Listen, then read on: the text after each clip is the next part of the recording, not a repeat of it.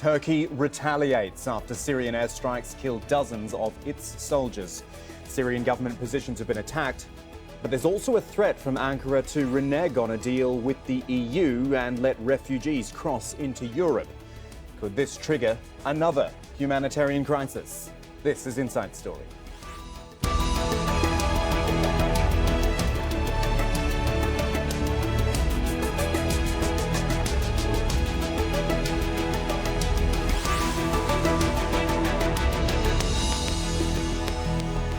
Hello everyone, I'm Kamahl Santamaria. It is the biggest single-day loss of Turkish soldiers in Syria's civil war. 33 of them killed on Thursday by government airstrikes in Idlib, which of course we know is the last rebel-held province in the country. And Turkey's retaliation, it has been swift. Its military says it's attacked more than 200 Syrian army positions, and some Turkish politicians are even calling for a ground offensive. But there have been some diplomatic moves too. President Recep Tayyip Erdogan called Russia's Vladimir Putin to discuss the deals they had signed to coordinate in Idlib and to prevent the fighting from escalating, while NATO, of which Turkey is a member, has pledged further support. Allies condemn the continued indiscriminate airstrikes by the Syrian regime and Russia in Idlib province. Today's meeting is a clear sign of solidarity with Turkey.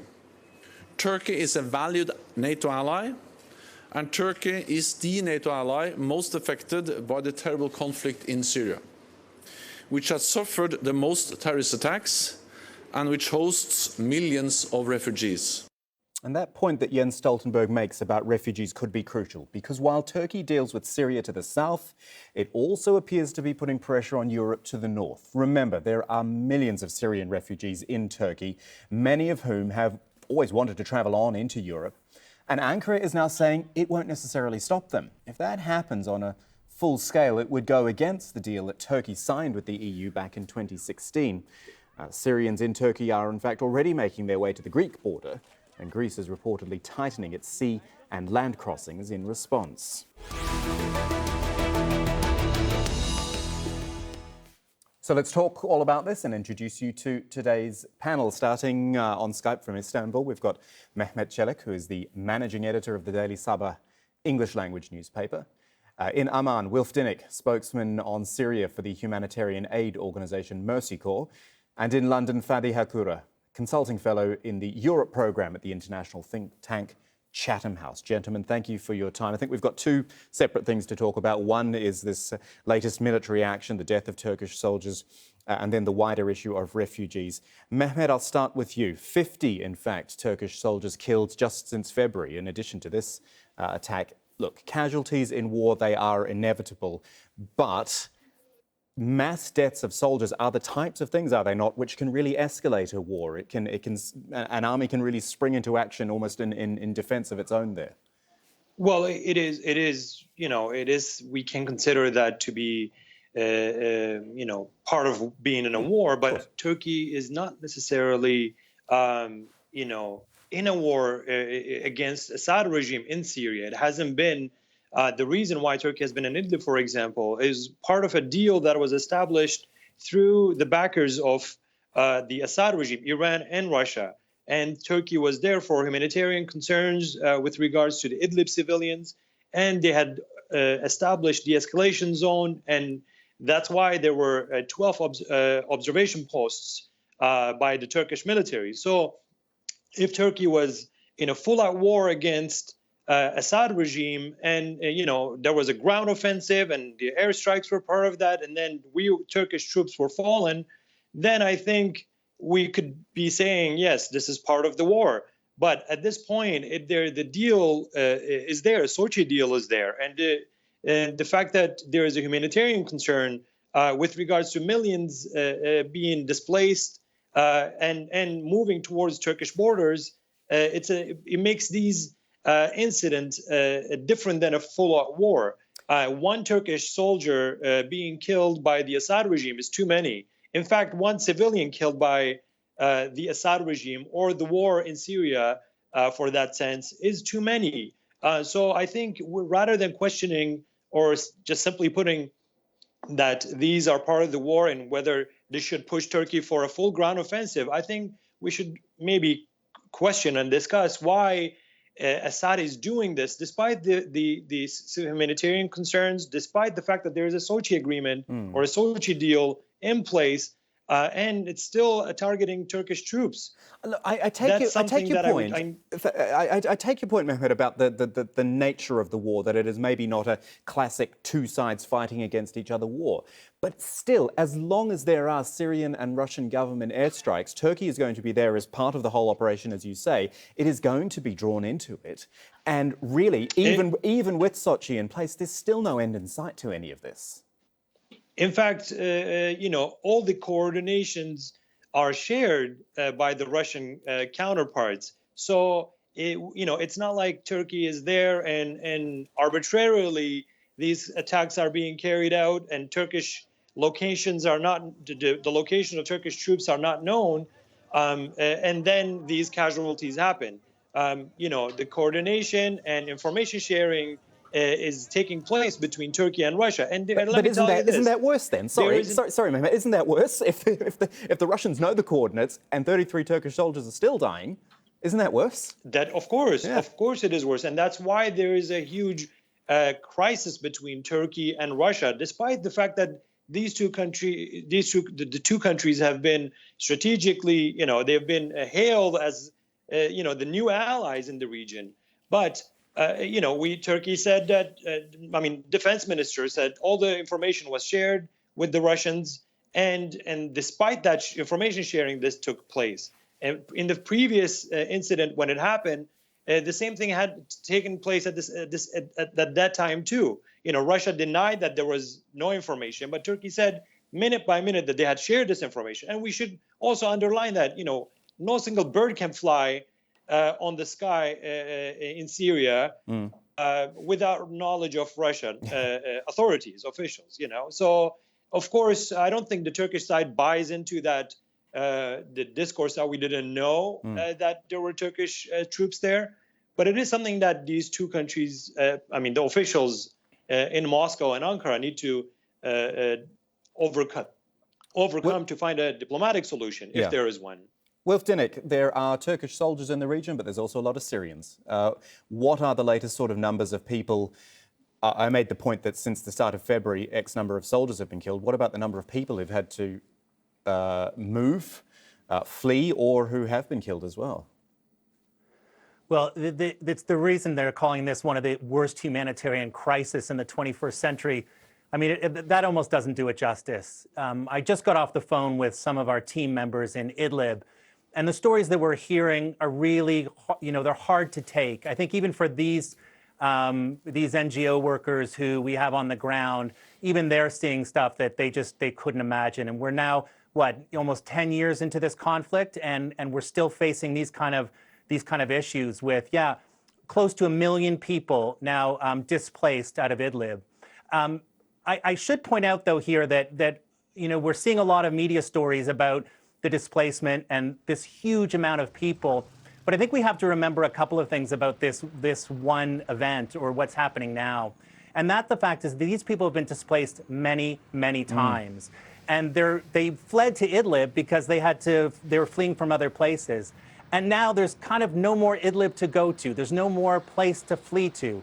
Their space is getting smaller and smaller. So you think about 800, 900,000 people, and they've been displaced many, many times. And the problem with that is that these aren't people who have money or they have circumstances where they have things that they can take with them. They're often fleeing with just the clothes on their back. One of the aid workers, one of our partners on the ground, was telling me people are now asking for pre-made food. So you're seeing a level of degradation going on where we used to give people kits so they could make food, clean water, and now they maybe don't have enough flour, they don't have enough stuff to actually make the food themselves. We're also hearing about people not having enough fuel, enough money or to pay for fuel for their little portable heaters.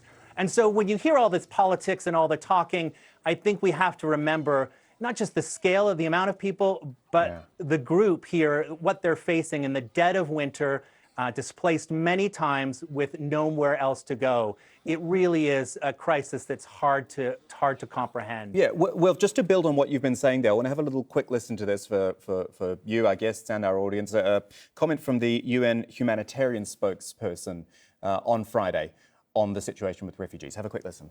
We now have 950,000 displacements going on in absolutely horrifying conditions. People have nothing and they have no place to go. So, this is just, an increase upon an increase upon an increase. And it really is tragic to see what is going on. We, of course, joined the Secretary General again in his call for an immediate ceasefire. That is really what is needed to make a difference for these hundreds of thousands of very vulnerable people. Wilf, a quick comment from you before I move on to Fadi. All those hundreds of thousands, millions of refugees, the assumption or the general discussion is that they all want to go to Europe. Is that still the case? I mean, I suspect a lot of them would like to go home, but from what you've described, certainly of Idlib, there's actually, there'd be nothing to go home to, would there? Yeah, well, I think, what we're hearing from a lot of people is that they're really living for the next day. They don't know if the camps they're going to be in they're going to get caught in the crossfire or the violence. So, sort of these grand plans, it's just really not in their scope of thinking right now, because they're really thinking about, A, can I keep my family warm? How am I going to get a tent? I mean, we're hearing a lot of people who are sleeping in the open, who are sleeping under olive trees. The camps are full of mud. And, let me just give you one small example about our operations. So we deliver water, fresh water, to dozens of camps, all in that part of Syria. And because of the indiscriminate violence, we don't know really where the next shells are going to land or the next fighting is going to happen. Sometimes we can't access those camps. Just last week, again, we usually visit dozens of camps, and we could only visit 3. Our team members couldn't even get there. So you can imagine we can't even deliver clean water to some of these people, or to the majority of these people on some weeks. So again, I understand that people want to know what will these refugees do. I don't think they know. I think they don't even know what's going to happen next. And again, they're just looking for a meal. They're looking for a warm place. And I think we have to remember the crisis that they're in.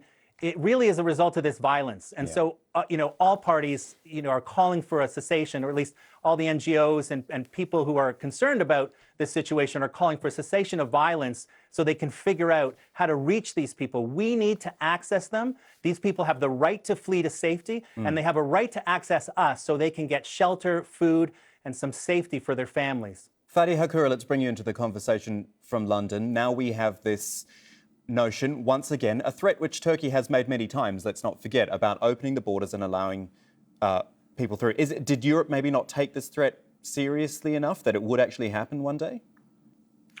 Europe has failed to intervene sufficiently in the Syrian quagmire to bring about a peace process in that country. Europe reduced the entire Syrian issue down to the surge of Syrian and non-Syrian migrants from Turkey and via the Mediterranean into mainland Europe. And that was a strategic error on Europe's part. Only by providing a resolution, a regional solution to the Syrian quagmire, and only then can there be some kind of resettlement of Syrian refugees back to Syria. And let's not forget, there are also substantial numbers of Syrian refugees, not only in Turkey, but proportionately even more so in Lebanon and Jordan. And we can see the economy in Lebanon, for example, is in much worse position than Turkey is. So, but nobody talks about the Syrian refugees in Lebanon. No. And they do not get sufficient even support, financial support for that. It only becomes an issue when Syrian refugees cross the border via Turkey and the Mediterranean Sea into Europe. Well, so let's bring up that point. I'll come back to you in a second. The one thing which Europe has done is signed a deal with Turkey. That was back in 2016. Of course, you remember back then, wave of refugees and migrants from Syria and other countries, as Fadi's pointed out.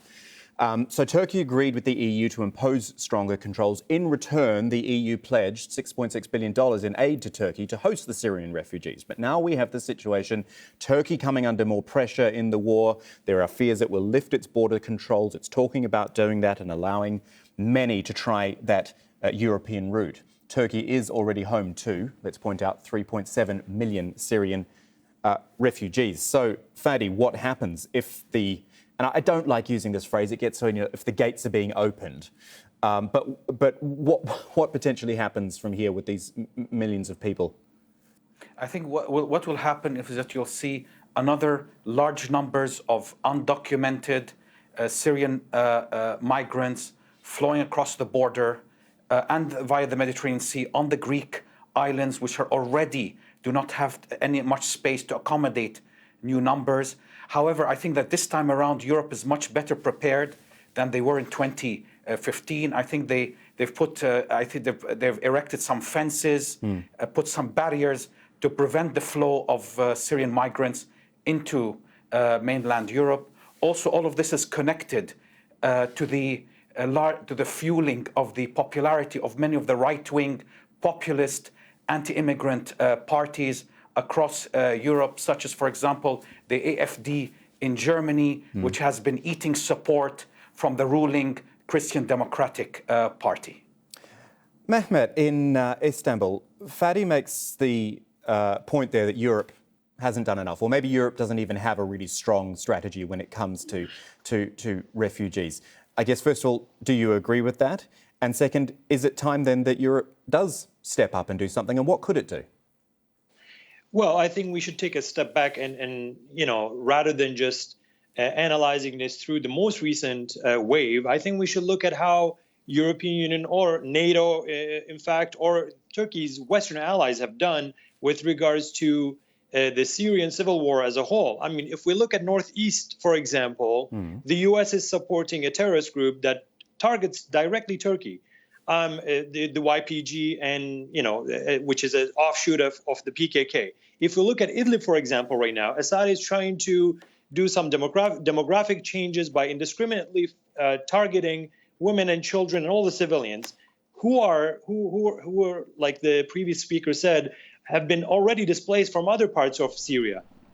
And now these are all moving towards Turkey, which is the border, the southeastern border of European Union, although officially Turkey is not part of European Union, but it is the border of Europe to two failed states, Iraq and Syria. And it is also the southeastern border of NATO, and also the NATO's border with Russia, basically. So now all throughout the past 10 years, nothing has happened. Substantially, they haven't taken any concrete steps to eliminate the source of the problem in Syria, two, to eliminate any of the security threats posed to Turkey, and three, they haven't taken any concrete measures other than some financial supports, which was not also timely provided to eliminate the humanitarian concerns that have been a huge burden on Turkey's social, political, and economic aspects in Turkey. So, in other words, they've been treating the symptoms, not the cause, and now they haven't even been treating the symptoms. It's been barely a band-aid solution because aside from the social and political aspects and burden of the refugees on Turkey, Lebanon, and other countries. There's also the security aspect that we shouldn't forget. Turkey now letting another million of refugees is not just socially or economically will be a burden or politically on the Turkish government, but it's also a security issue that I think many of the European countries fail to understand. When they are, I think it was yesterday I saw on one of the reports that Denmark is going to allow a handful of refugees. This is just funny, if we look at it from the how much of a enormous issue this humanitarian aspect of Syrian civil war is, and how much little European Union or other Western countries have done to first tackle it at its roots, or to find solution to consequences. Right. Wilf Dinnick, let me bring you back in. You sort of nodded, I think, when I mentioned that sort of slightly contentious phrase of, well, we'll open the gates and let all these people in. Because really what it can end up being is refugees are almost being used there. Well, that's what it sort of almost sounds like to me, that they're being used. Oh, we're threatened to unleash all this wave of people upon you, when actually, look at what they've come from, look at what they've had to flee. And I think that the real frustration here is that all this talk by people, all the geopolitics, we have to go back to and remember what's going on here. Where is the international community? Why don't we have a cessation of violence and fighting? Because you're looking at, after 10 years, or almost 10 years, a decade, you have close to 1 million people, mostly women and children, who don't have enough shelter, who don't have enough food, who have nothing to do with this fight. They have nothing to do with it. And they're caught in the crossfire, and it doesn't seem to dawn on anybody that this is the priority. This has to be addressed first. So we have to have access to those people. We have to be able to get them the things that they need, the critical humanitarian assistance, and they have to be able to access us, and they have to be able to be free to escape the violence. And that's just not happening right now. So I understand all the talk about geopolitics and the threats, et cetera, but let's go back to the core issue here. And that's almost 1 million people who need food, who need shelter, and who need warmth, who have nothing to do with negotiations. They're not in the back rooms. They're not behind closed doors. They are suffering, and it's not their fault. So we have to address these issues, and people have to speak up. The humanitarian community has been calling for this for so long, and the international community doesn't seem to be responding. So, when I talk to my colleagues who on the ground in Syria, you ask them, well, are you upset that the international community isn't doing anything? After 9 years, they just kind of shrug their shoulders. And that's a really upsetting thing to hear. And, again, we have about 400 people working across Syria at Mercy Corps, working tirelessly, often risking their lives to help these people. And it just seems like they're getting very little political support outside this world. They really feel like they're in a bubble. So while they hear all this debate and all the talk... Sorry, I just want to bring in Fadi because I am conscious of the time as well. And I'm also conscious, Fadi, of the fact that what Mehmet and Wilf have just been saying, everything they've talked about, the base problems in Syria, the problems which the refugees now have in Syria and in Turkey, and all of it on a political level adds up to pressure. What is this doing to the EU-Turkey relationship, especially if Turkey is saying, well, we might just allow whoever we want to carry on through to Europe? The EU-Turkey relationship actually has been moribund for quite a while. Europe is refusing, for example, to open talks to upgrade economic relations with Turkey. European Union has reduced the Syrian conflict down to the refugee, to handling the refugee, preventing Syrian refugees from crossing into mainland Europe. So the relationship has been deteriorating between Turkey and the EU, and also between Turkey and individual European countries such as Germany, France, Austria, Belgium, and many other European countries. So, well, a final thought from you then. What does all that mean? Where does it actually, all the people that Wilf has described, what does it mean for them? Are they just stuck in limbo for, well, we just don't know? I think that they will continue to be stuck in limbo. I doubt that there will be a regional solution to stabilize the situation in Syria and to bring about the resettlement of the Syrian refugees. So I think we're going to see this very sad humanitarian catastrophe linger for much longer. It's extraordinary, isn't it? 9 years this has been going on and we're still having these sorts of discussions. Mehmet Celik from the Daily Sabah in Istanbul. Wilf Dinnick is from Mercy Corps in Amman, Jordan. And you just heard Fadi Hakura there from Chatham House in London. Gentlemen, thank you so much. We do appreciate it. And to you at home or wherever you're watching this on whatever medium, thanks for joining us. We are online in the shows section at aljazeera.com. That's if you want to catch up with this or any of our previous editions. You can also join the social discussions. We're at facebook.com/AJ Inside Story. We're on Twitter as well, at AJ Inside Story. And I'm at Kamahl AJE. If you want to get in touch with me directly, direct messages are open as well. On behalf of the whole Inside Story team, I'm Kamahl Santamaria. See you again soon.